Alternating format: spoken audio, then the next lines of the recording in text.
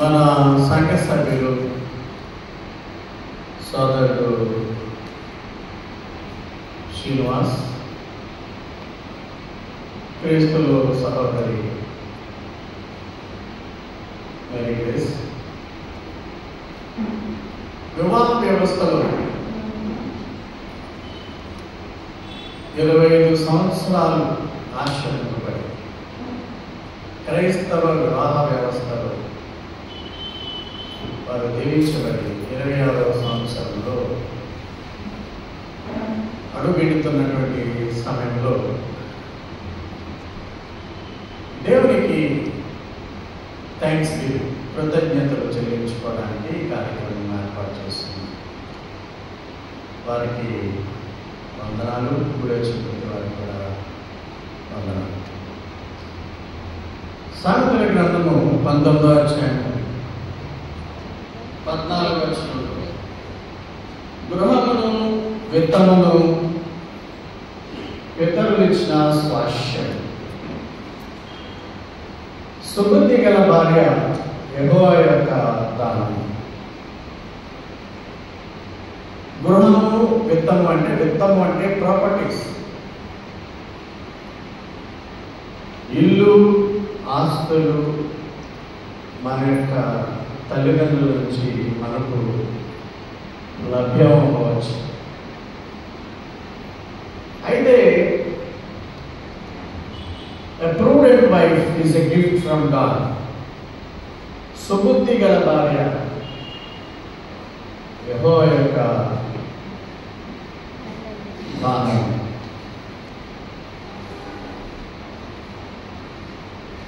Mary grace నిజంగా ఒక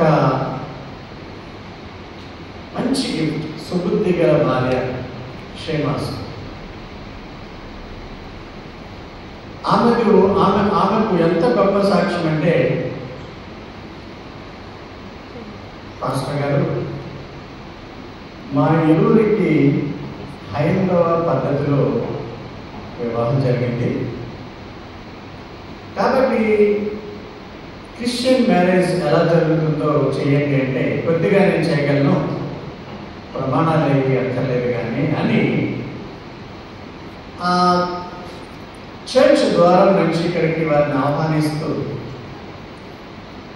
ఒక పాట పాడుకొని వారిని లోనికి తీసుకొచ్చాం.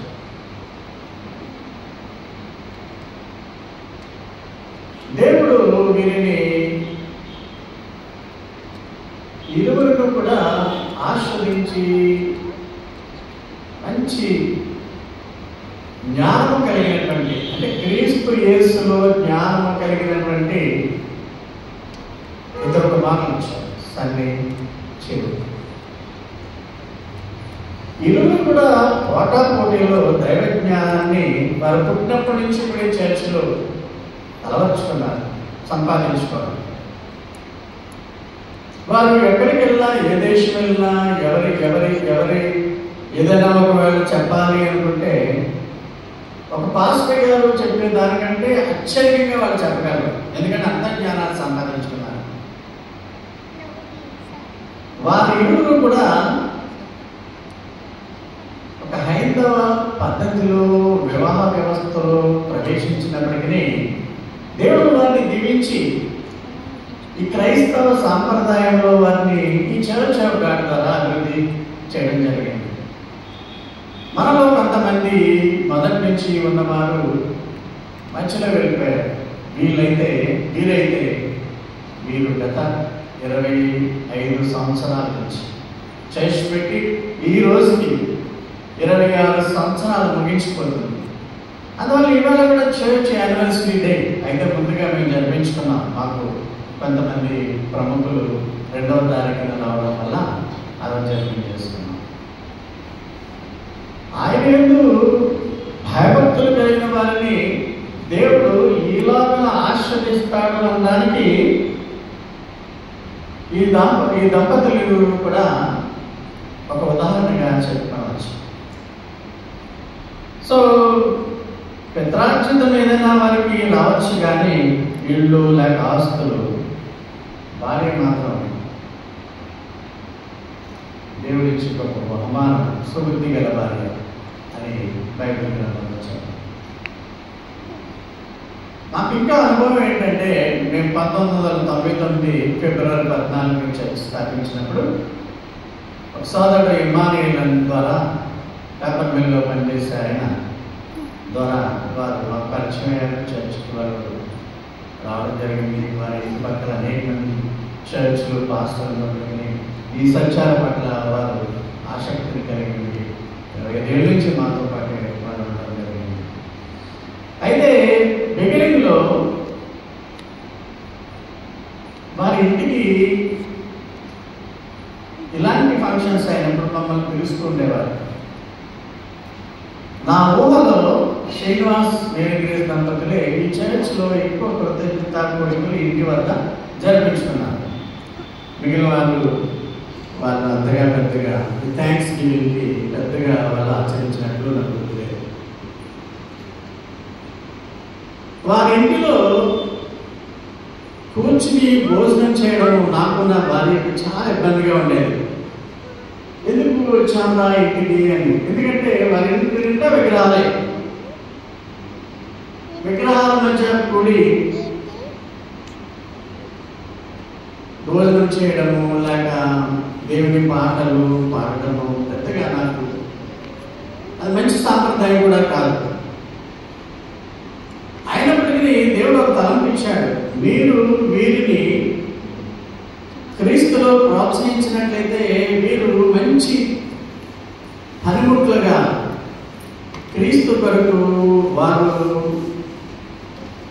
ఉపయోగపడే విధంగా చేస్తాడని నాకు దేవుడు ఆనాడే తెలియజేశాడు. అంటే శ్రీనివాస్ పెద్దగా ఆయనకు చిన్నప్పటి నుంచి క్రిస్టియన్ ప్రోడక్ట్ లేదు, కానీ వారి ఇరువురికి పుట్టినటువంటి బిడ్డల్ని అమెరికా దేవుని జ్ఞానంలో చిరు సన్నిధిని అభివృద్ధి చేసినందుకు దేవునికి నేను ఆధారం తెలియజేస్తాను. ఏమాత్రము బిగినింగ్లో చెదరించుకున్నా వీరేంటి మమ్మల్ని ఏంటి, అప్పటికి నేను ఇంకా ప్రొఫెసర్గా పనిచేయడం వల్ల కొంచెం అధికార తత్వం కూడా ఉండేది. నాకు గిల్లికి వెళ్ళడం ఏంటి, విగ్రహాల నుంచి ఫోన్ చేయడం ఏంటని నేను ఆ రోజు అనుకుని వీరిని తిరస్కరిస్తే ఈనాడు ఇక్కడ వారు కూర్చుని థ్యాంక్స్ పెట్టుకునేటువంటి అవకాశం లేకపోయి ఉండేది. కనుక మనం ఎవరిని తిరస్కరించకూడదు. మన ప్రేమ ద్వారా క్రీస్తు వారిని మనము ఆకర్షించుకోవాలి. బిల్లీ గ్రామ్ గారు మీకు విని ఉంటారు. ఆయన 70వ శతకంలో గొప్ప సేవ చేశాడు. ఆయన 100 ఏళ్ళు బతికాడు. ఒకసారి ఒక సభ అయిపోయినప్పుడు, అయ్యా మీ యొక్క జీవితము ఇంత విజయవంతంగా వివాహ జీవితం జరగడానికి గల కారణం ఏంటి, రహస్యం ఏంటని ఒకటి అడిగినప్పుడు బిల్లీ గ్రామ్ ఈ విధంగా సమాధానం చెప్పాడు. భార్యాభర్తల మధ్య చికాకులు రాకుండా వస్తాయి. అయితే ఒకరినొకరు ప్రేమించుకోవడము, ఒకరినొకరు క్షమించుకోవడము చేయడం అనేది సక్సెస్ఫుల్ మ్యారీడ్ లైఫ్కి రహస్యం అని చెప్పారు. అయితే ఒకవేళ చికాకులు చాలా వస్తున్నప్పటికీ ఎన్నిసార్లు క్షమించాలి అన్నప్పుడు మత్తయి సువార్త 18వ అధ్యాయం 21-22లో ఉన్న వాక్యాన్ని చదువుకోమని చెప్పారు. ఆ వాక్యం ఏంటంటే, నేను ఎన్ని మార్లు క్షమించవలను, 7 మార్లు మట్టుగా అని అన్నాడు. అందుకు యేసు అతనితో ఇట్లా, 7 మార్లు మట్టుకే కాదు, 70 ఏండ్ల మారులు మట్టుకని నీతో చెప్పుచున్నాను. అంటే ఈ వాక్యంలో 70 మార్లు 70 టైమ్స్ అంటే అర్థం ఏంటంటే, 70 మార్లు అంటే 70 × 7 490 సార్లు. అంటే లెక్కలేనన్ని సార్లు క్షమించాలి. అంటే క్షమించడానికి ఒక లిమిట్ లైన్ ఏమి ఉండదు, పరిదండ ఉండదు. క్రైస్తవుడు ఎన్నిసార్లు క్షమించమని ఎవరైనా అడిగినప్పటికీ నేను చచ్చినా క్షమించననే మాట అనుకోవడం. భార్యాభర్తల మధ్య చికాకులు వచ్చినప్పటికీ క్షమించేటువంటి గుణము ఇరువురికి ఉండాలి.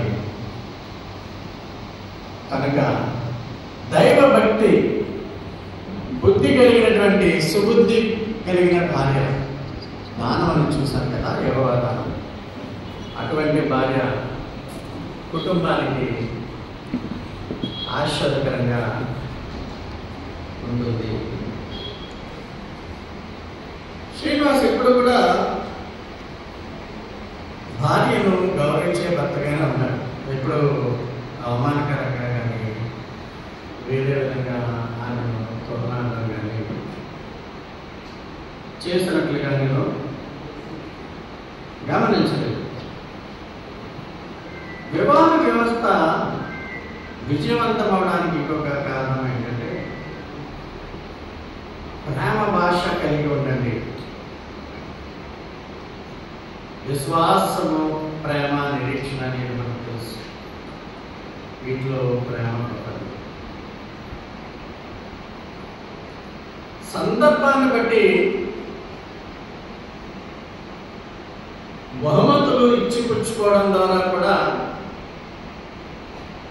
భార్యాభర్తల మధ్య ప్రేమ పెరుగుతుంది. ఆ బహుమతి పెద్దదే అవ్వక్కర్లేదు కానీ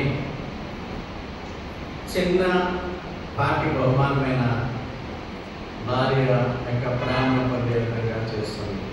అందుకనే సామెతల గ్రంథము 21వ అధ్యాయము 14వ వచనంలో అంటాడు, చాటునిచ్చిన బహుమానము కోపమును చల్లార్చును, ఒడిలో ఉంచబడిన కానుక మహాక్రోధమును శాంతింపచేయును.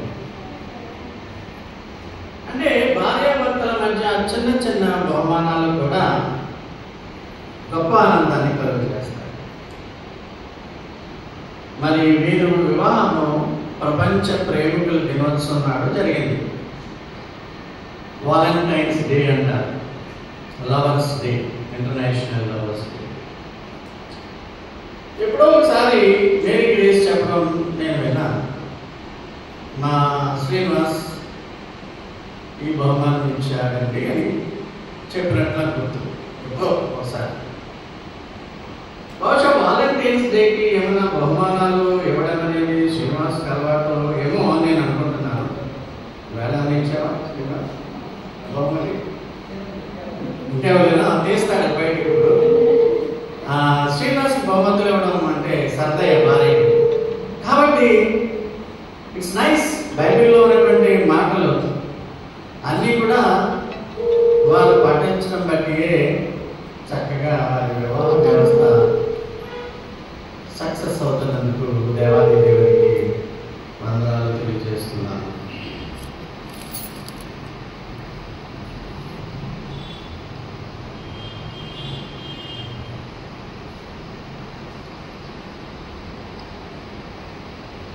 ఇంగ్లీష్లో ఒక ఇడియం ఉన్నది. అదేంటంటే butterflies in stomach. Butterflies in stomach అంటే తెలుగులో తర్జుమా చేస్తే కడుపులో సీతాకోక చిలుకలు అని అర్థం వస్తుంది. కడుపులో సీతాకోక చిలుకలు ఎగురుతున్నట్లుగా మనం అనుకోవాలి. వివాహము అయినటువంటి తొలి దినాల్లో భార్యాభర్తల్లో ఒక ఆనందదాయకమైన, ఒక ఉద్వేగభరితమైన ప్రేమ అనురాగాలు కురిపించేటువంటి అనుభూతి వరకు ఉంటుంది. అంటే అనుభూతిని మనం చెప్పలేం. ఇది ఒక ఉత్తేజకరమైన, ఉద్వేగమైనటువంటి అనుభూతి భార్యాభర్తల మధ్య ఉంటుంది. భార్య భర్త వారు కొత్తగా కలుసుకోవడం, వేరు వేరు వ్యవస్థలకు వేరు వేరు కుటుంబాలకు చెందిన వారు ఒకటిగా కలపబడడం, ఒక కుటుంబంగా దేవుడితో ఏర్పాటు చేయబడడం, వారు దాంపత్య జీవితంలో ప్రవేశించడం అనేది ఒక ప్రేమ అనురాగాలతో కూడినటువంటి అనుభూతి తొలి దినాల్లో ఉంటుంది. కొంతమంది దంపతులకు కాలక్రమేణా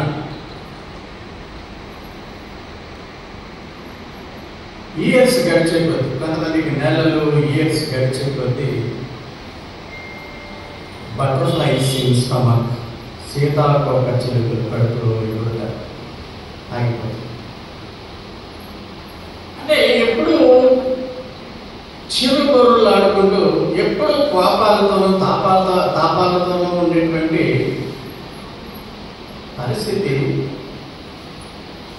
కొంతమంది భార్యాభర్తల మధ్య ఉండే ఆ ప్రేమానుభూతిని నిశం చేస్తారు. అయితే బిల్లీ గ్రామ్ గారు చెప్పినట్లు చక్కగా వారి మధ్య ప్రేమ అంటూ అనేది ఉంటే, ఆ బటర్ఫ్లైస్ ఇన్ స్టమక్ అనుభూతి ఉంటే, ఎంత కాలమైనా సరే ఈ జీవితాన్ని ముగించేసే వరకు కూడా ఇద్దరు ఒకరినొకరు పొద్దుటే చూస్తున్నప్పుడు, లేక మాట్లాడుకునేటప్పుడు, వారి కుటుంబ వ్యవస్థని వారు గమనించేటప్పుడు ఒక సంతోషకరమైనటువంటి, ఒక ప్రేమానురాగాలతో కూడినటువంటి అనుభూతి చిరకాలం ఉంటుంది. ఆ విధముగా శ్రీనివాస్, మేరీ గ్రేస్లు 25 సంవత్సరాలైనటువంటి సంఘానికి వారు వచ్చేటప్పుడు నేను గమనించినటువంటి విషయం, ఎప్పుడు కూడా ఆనందంగా ఉండాలి, ఆనందంతో రాగా ఆ ప్రేమానుభూతి అనేది వారికి బిగినింగ్లో ఎలా ఉందో, హిందూ వ్యవస్థలో వివాహమైనప్పటికీ ప్రభువులో వారు అభివృద్ధి చెందడం వల్ల ఇప్పటికీ కూడా వారి ఇరువురు మధ్య మంచి బహుమానాలు ఇచ్చుకోవడం వల్లే కాదు, కానీ దైవ ప్రేమ వల్ల, దైవానుగ్రహం వల్ల, దేవుని యందు భయభక్తులు కలిగి ఉండడం వల్ల, యెహోవా యందు భయభక్తులు కలిగిన వారు ఈ విధముగా ఆశ్చర్యపడతారన్న విధంగా వారు ఇరువురు కూడా సంతోష ఆనందాలతో ఉండడం అనేది మనం గమనించాం. So they are role model to the all couples. వారు కుటుంబాన్ని చూసినప్పుడు నాకు ఎంతగా సంతోషం ఉంటుందంటే, వారు దేవునిలో గొప్ప పాండిత్యము, జ్ఞానము లేకపోయినప్పటికీ కుమారులు ఇరువురిని కూడా ఎప్పుడు కూడా డిస్కరేజ్ చేయలేదు. బొంబాయి నుంచి రాజమండ్రి తరచూ వచ్చి వర్క్ ఫ్రమ్ హోమ్ ద్వారా చిరు అటెండ్ అయ్యి సంఘస్థులతో సంతోషంగా అందరినీ పలకరించి ఆదివారం వచ్చేటట్టుగా చూసుకుని ఆ చిన్నప్పటి నుంచి కూడా ఆ విధముగా దైవభక్తిలో పిల్లల్ని పెంచే విధముగా ఎంతమంది తల్లిదండ్రులు కృషి చేస్తున్నారంటే వెరీ ఫ్యూ పీపుల్. వాళ్ళకు క్రిస్టియానిటీలో శ్రీనివాస్కి బ్రాటప్ లేకపోయినప్పటికీ పిల్లల్ని ఆ విధంగా క్రీస్తు యేసు జ్ఞానంలో అభివృద్ధి పొందడానికి సహాయపడినందుకు దేవునికి నేను వందనాలు తెలియజేస్తున్నాను. శ్రీనివాస్ గారు, కంగ్రాచులేషన్స్. వీరు ఎప్పటికీ కూడా విశ్వాసం నుంచి తొలగిపోరు అనేటువంటి